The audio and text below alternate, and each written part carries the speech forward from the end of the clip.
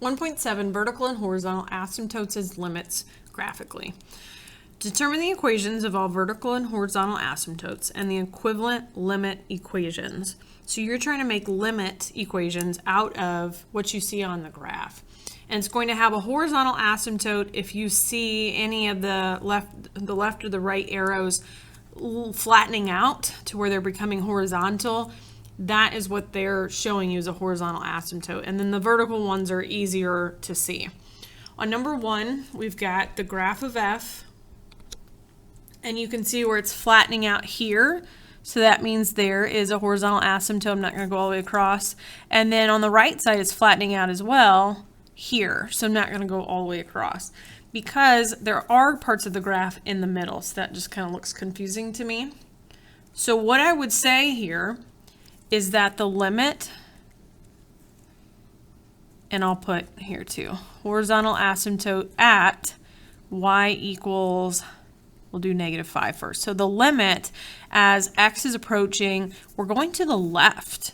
So going to the left means that x values keep going more and more to -infinity values of our function f of x equals, what are we at? -5. So my horizontal asymptote value is here. We should have a positive or negative infinity value here.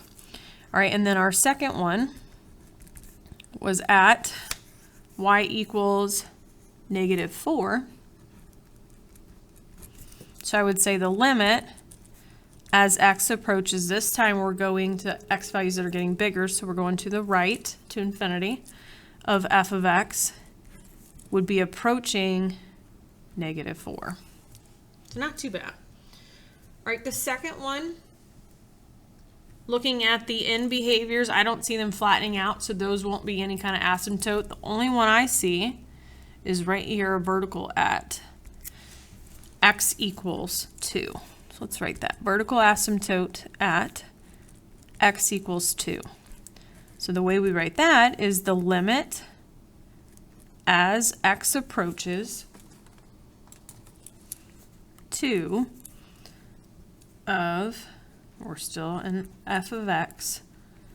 And now I know this is a general limit, but we'll go ahead and say that it's approaching infinity because on the left and the right, see how my function is going up forever?